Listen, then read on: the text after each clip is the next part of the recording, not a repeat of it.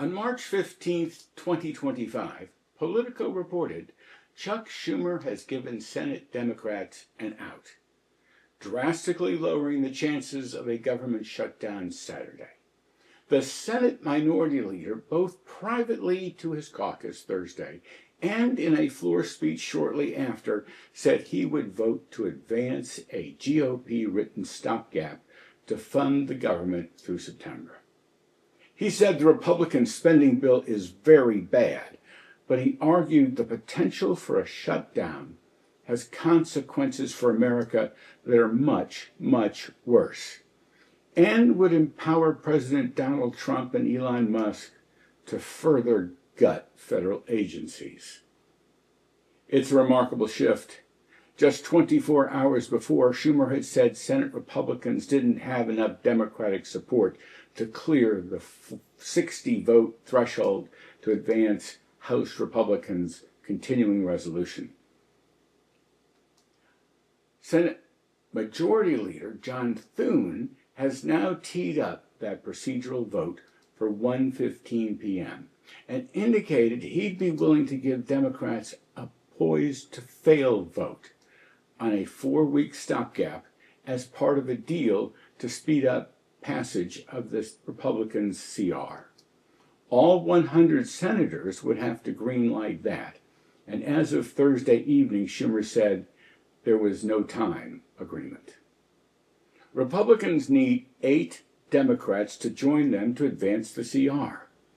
There are at least 2 on board, Schumer and Senator John Fetterman, who has for days been saying he wouldn't vote for a shutdown.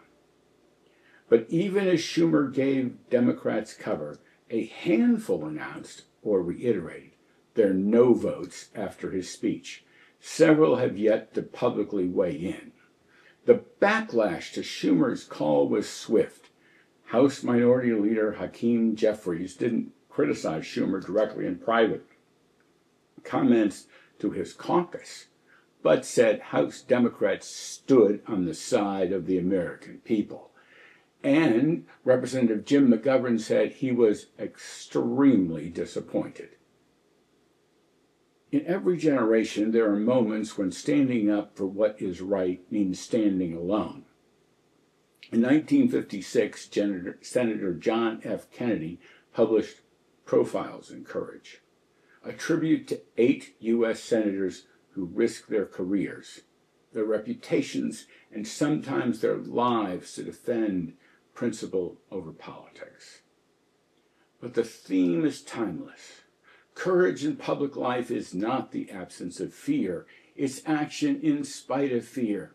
It's the quiet voice that says, I will lose votes before I lose my integrity. It's Daniel Webster defending the Union when it was unpopular.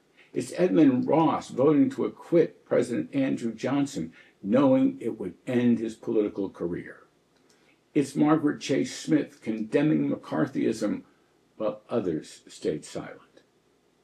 Profiles in Courage are not written only in history books. They appear every time a leader tells the truth in a storm of lies, every time a citizen stands up for someone who cannot stand up for themselves. In the end, courage is not measured by applause, but by conscience. Kennedy wrote that the true test of courage is to be, in the words of your own heart, faithful and true. So when history turns its gaze toward us, may we be counted quietly, resolutely among those rare and enduring profiles in courage.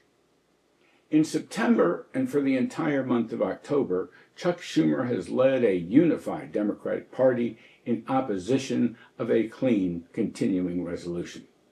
In doing so, he has asked our military, critical employees such as air traffic controllers and TCS, safety inspectors, and federal law enforcement to work without pay, put food support payments for families and babies at risk, and violated 2 of President Roosevelt's 4 freedoms, freedom from want and freedom from fear.